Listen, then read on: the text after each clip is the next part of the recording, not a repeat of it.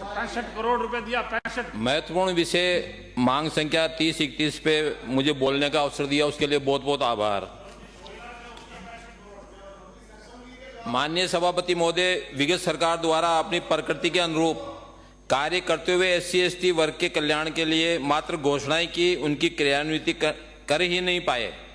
कांग्रेस ने मात्र SC/ST को वोट बैंक मानती है, लेकिन अब ये वोट बैंक धीरे धीरे कांग्रेस से दूर होता जा रहा है और उसकी शकल देख लो, 21 राज्यों में बीजेपी की सरकार है। विगत सरकार द्वारा विकास कोष के हेतु 1000 करोड़ की जगह घोषणा तो कर दी, लेकिन मात्र 186 करोड़ रुपए ही दिया, क्योंकि शेष बजट तो इनको सरकार बचाने के लिए होटलों और रिसोर्ट के अंदर बैठने के लिए उसी में काम लेना पड़ा इनको। यह है कांग्रेस का चरित्र, जिसके अभी मेरा एक भाई कह रहा था कि कांग्रेस ने SC/ST के लिए बहुत काम किया। मैं उनको ये याद दिलाना चाहता हूं कि आपकी सरकार ने कांग्रेस के लिए 65 साल में क्या किया और पिछले 10 साल 12 साल में बीजेपी क्या कर रही है, ये आपको अच्छी तरह देख लेना चाहिए। कांग्रेस राज का उदाहरण बता रहा हूं, पिछली सरकार का ही बता रहा हूं, ज्यादा नहीं बता रहा, कि शादी ब्याहों में SC/ST के बिंदोरी के लिए रोक दिया गया।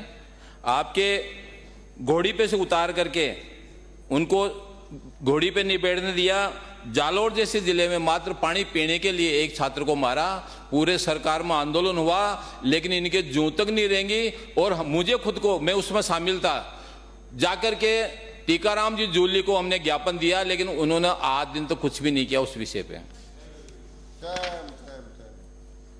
इसी तरह टीकाराम जूली जी के खुद के विधानसभा क्षेत्र में जब लोकसभा चुनाव हो रहे थे, तो थानागाजी जैसी घटना, जिसको कि कहते हुए भी सदन में मुझे शर्म आ रही है, इन्होंने उसकी FIR नहीं होने दी, और जब हम लोगों ने प्रेशर बढ़ाया, दबाव बढ़ाया, तब जाके उसकी FIR लॉज हुई।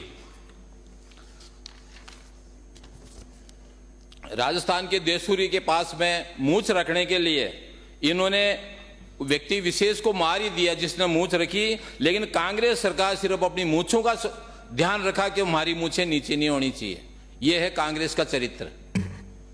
आश्रम छात्रावासों में 21-22 में पृथक वार्डन कैडर की घोषणा तो कर दी, लेकिन अब पूरे कार्यकाल में कैडर का सर्जन नहीं कर पाए। सभापति महोदय, सर्जन नहीं होने के कारण इनकी प्रकृति का मालूम पड़ता है कि इनका विचार SC/ST के प्रति कितना है। अभी भी सदन में एक सदस्य ने बोला कि कांग्रेस ने ही सब कुछ किया। मैं उस सदस्य से भी कहना चाहता हूं कि अगर ये भारतीय जनता पार्टी विपक्ष में नहीं होती या काम नहीं करती, तो आपके ये SC/ST का गीत गाना ही आप भूल जाते हैं। नवीन छात्रावासों में आवासीय विद्यालयों तो घोषणाओं के अनुरूप बजट आवंटन विगत सरकार द्वारा नहीं किया गया।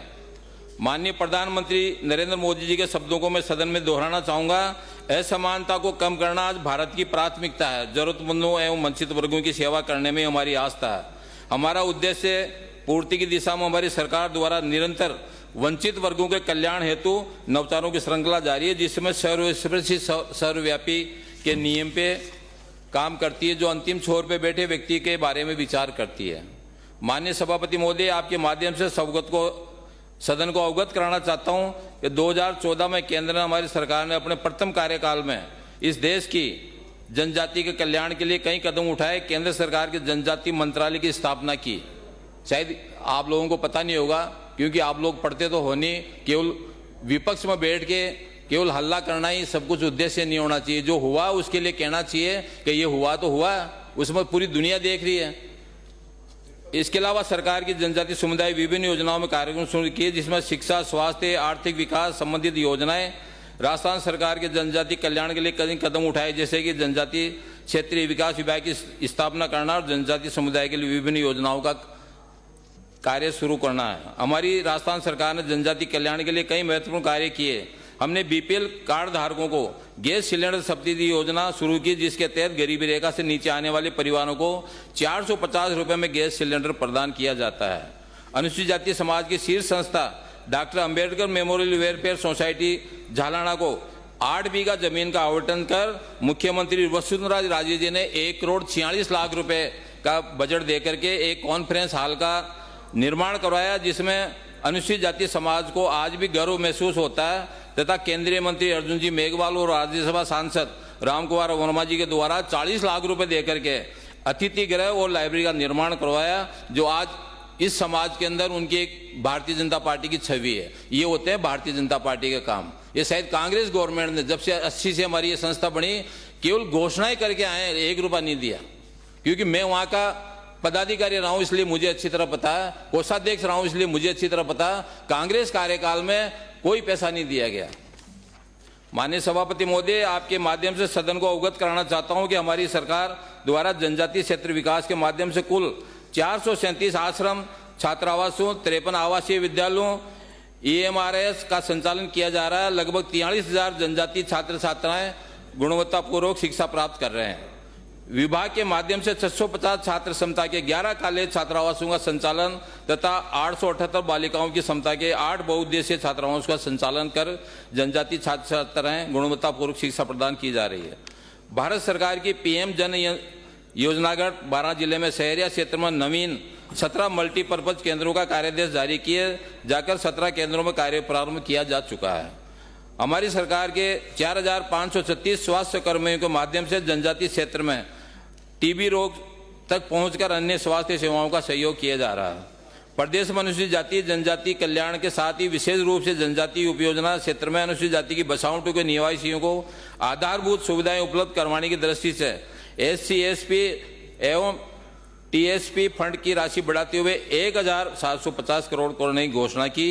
इस योजना से जनजाति उपयोजना क्षेत्र तथा जनजाति की बसावटों के निवासियों को आधारभूत सुविधाएं उपलब्ध करवा के लाभान्वित किया जाएगा। हमारी सरकार ने अनुसूचित जाति जाति कल्याण के लिए 17 दिसंबर 23 से जनवरी 25 तक कई नवाचार प्रारंभ किए, जिसमें प्रमुख नवाचारों को सदन में अवगत कराना चाहता हूँ।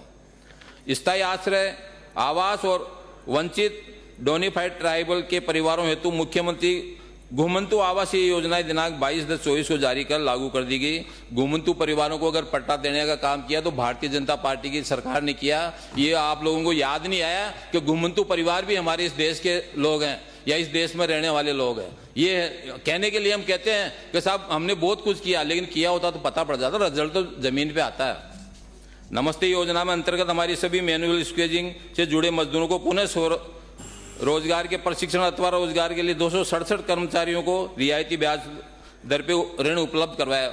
सभापति महोदय, 5 मिनट लूंगा, ज्यादा नहीं लूंगा। विभाग द्वारा संचालित छात्रावास आवासीय विद्यालयों में आवासरत अध्ययनरत विद्यार्थियों को देय सुविधा हेतु निर्धारित राशि 2,500 से बढ़ा के 3,000 रुपये प्रति माह किया गया। सामाजिक सुरक्षा पेंशन पोर्टल के माध्यम से पेंशन योजनाओं में आवेदन प्रस्तुत करने से लेकर प्रतिमाह भुगतान करने की संपूर्ण प्रक्रिया पेपरलेस कर दी गई है। 75 वर्ष की कम आयु के सभी पेंशनर्स को प्रतिमाह देय पेंशन राशि में 150 रुपए की वृद्धि की गई है।